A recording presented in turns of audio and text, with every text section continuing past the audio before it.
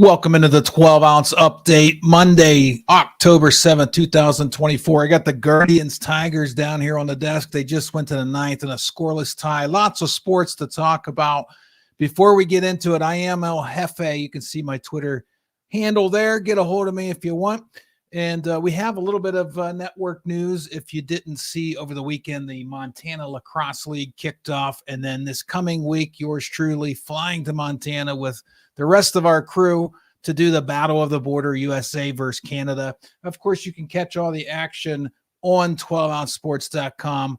Dingo TV channel 217 for replays. And then, of course, our YouTube and X. There you go. I said there's tons of sports news to get to. If I keep looking down, I got to keep an eye on my Guardians. I do have a friendly bet with Captain Lou here on 12-Ounce Sports, and he's got the Tigers. I got the Guardians. So this is a pitcher's duel. All right, getting into it. Starting in the NFL, Patriots captain Jabril Peppers was arrested over the weekend on assault, strangulation, and other charges, with police saying he attacked a girlfriend after she received a phone call. So maybe he was skeptical about what the call was pertaining to. I was going to pull up some extra headline or extra details for that. Peppers, 29, appeared for his arraignment Monday in Quincy District Court. Not guilty pleas were entered on the charges, which included assault and battery with a dangerous weapon and possession of a Class B substance believed to be cocaine, court documents show. So we'll see how long Peppers is out for the Patriots, who've just come off a loss to the Dolphins. There we go. In the NBA, exciting times for the James family. They make history as LeBron James and his son Bronny become the first father-son duo to play in the same game in NBA history during the Lakers' 118-114 preseason loss to the Phoenix Suns on Sunday. Will be really cool to see how that matriculates through the season and how much time Bronny will actually get on the Lakers squad, since many think it was probably a bad draft pick, and it was solely for LeBron. But this isn't opinion. I'm just saying, who knows if he'll play. In the NFL again, Robert Saleh, confirmed quarterback Aaron Rodgers sustained a low ankle sprain Sunday against the Vikings, but the Jets head coach isn't too concerned. Of course, Rodgers last year took a bad injury to the lower leg in the first game of the season, fourth play. That does not look healthy there. So, but the team says they're not too concerned. So it sounds like maybe Rodgers will not miss any time. Game 2 of the NLDS between the Dodgers and Padres was delayed in the 7th inning after fans threw various objects onto the field. Wild times in LA there. You see Profar there talking to the crowd. There comes a ball after him. It got a little crazy. Other objects were thrown out there, and they had to suspend the game. We also had video of a fan getting arrested, pulled out. He came out from the stands and had to be arrested. We won't play the entire video, but wild scene there in LA. Unfortunate. Hopefully that's the last of it. In college football and pro football, upsets, and more upsets. Holy Toledo, did you see the action? First of all, let's start with Vanderbilt. Their first ever, I didn't mean to have sound on that, their first ever win over a number one team in the nation. Good for them. Of course, they took the goalpost down to the river, which was pretty funny. The fire department had to retrieve the goalpost to put back in the stadium. But coincidentally, because Arkansas got a big upset in the SEC too, the SEC conference has fined both Vanderbilt and Arkansas after their fans stormed the field following upset wins on Saturday. Arkansas was fined $250,000 after its 1914 win over then number 4 Tennessee because it's their second infraction. We believe Vanderbilt was fined, here it is, $100,000 for storming the field after their monumental victory over Alabama, who was then number 1. I got to check out the Guardians and Tigers. Tigers have first and third with 2 outs at the top of the ninth, and it's scoreless. Looking at the NCAA top 25 after all the upsets, Texas is now number 1, Ohio State 2, Oregon, Penn State, Georgia round out the top 5. I don't remember the last time 3 Big Ten teams were in the top 5. Miami, Alabama, Tennessee, Ole Miss, and Clemson ran out to 10. Iowa State, Notre Dame, LSU, BYU, Texas A&M take us to 15. Utah, Boise State, Kansas State, Indiana, Oklahoma. Three-way tie there, 19 and 20. And then the final five, Missouri, Pitt, Illinois, Michigan, and SMU. After last weekend, college football seems wide open, does it not? And we'll get into some of the big upsets in the NFL too. But first, we're going to go to the MLB divisional series. As I said, I do have the Guardians Tigers down here on my desk. That's why I keep looking down. Tigers with first and third, 2 outs in the top of the ninth. It's scoreless. Later tonight, if I pull up the right screen here, later tonight, we have the Royals against the Yankees. The Yankees lead that series 1-0. That kicks off at 7:38 Eastern time.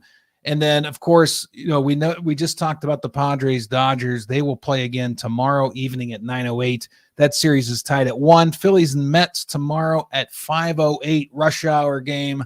That series is tied 1-1. Divisional series is an exciting time in the Major League Baseball playoffs.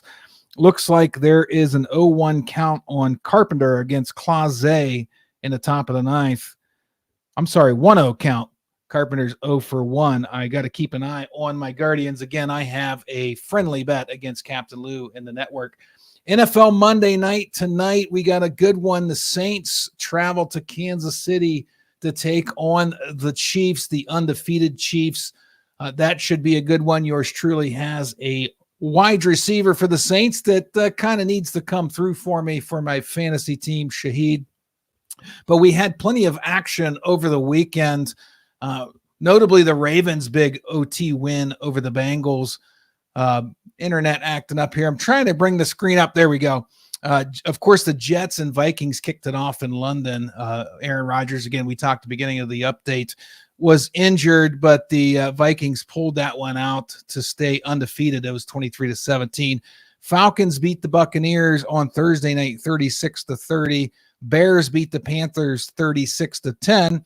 Again, Ravens beat the Bengals 41-38. That wasn't overtime. I said it was. Texans beat the Bills 23-20.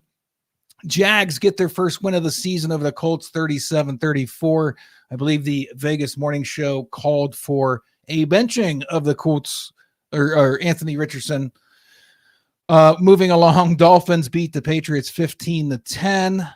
Browns, my Browns look terrible. I'm going to have to take the ball off the shelf up there in the office. They lost 34-13 to the Commanders. Broncos beat the Raiders 34-18. The Niners, that was a huge upset. Lose to the Cardinals 24-23. Hurt my parlay too. Packers beat the Rams 24-19. Another huge upset. The Giants beat the Seahawks 29-20. I know it's the NFL, but when I say huge upset, I'm going by the money line, not the spread, but the money line. Those were minus 330s, those two losses. Then we're looking at, looks like the Tigers just hit a 3-run homer in the top of the ninth to take a 3-0 lead on the Guardians, looking to tie that series up. Cowboys in the nightcap last night after a hail delay and storm delay beat the Steelers 20-17. It's the Steelers' second loss in a row. And then again tonight, we got a good one. Saints 2-2. They looked like world beaters first 2 weeks, taking on the 4-0 Chiefs. That should be a good one. That's the NFL Monday night schedule or lineup. We're going to go to the standings now. Woo! Everything working slow today. You got to love it. I'll get it here in a minute. There we go. Standings. We're going to pull up the standings. Of course, we still have one more game tonight. And my team's not doing so well in the standings, so I'm not too excited about it. But the Bills lead the East at 3-2. Ravens, Steelers tied at 3-2 in the North. The Texans 4-1 in the South. And, of course, the Chiefs undefeated in the West. In the NFC East, the Commanders 4-1 lead over the Cowboys, who are 3-2. The Vikings are 5-0 in the North. And the Falcons 3-2. I'm sorry, Falcons and Buccaneers 3-2 in the South.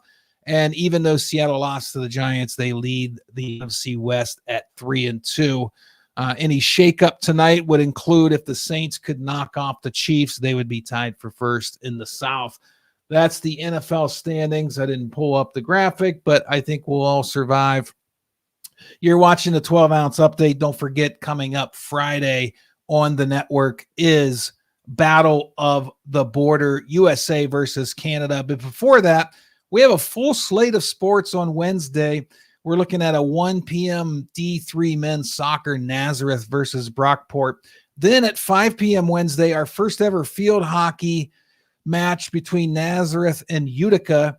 And then the nightcap on 12 Ounce Sports Wednesday evening, 7:50 p.m. they'll go on air. D3 volleyball, Carthage versus Illinois Wesleyan. And the last volleyball match we had on 12 Ounce Sports last weekend was electric. So check that out. Again, Friday, Battle of the Border, USA versus Canada. And then Saturday, full slate of Battle of the Border and Montana Lacrosse League will conclude with their Final Four. We had the first round robin matches this past weekend. They were great. And of course, Friday night, we have another D3 volleyball, Nazareth versus Sage. That'll be on our Twitch channel 1. All right. That does it for the 12 Ounce update. It's Hump Day, Wednesday, October 7th, 2024.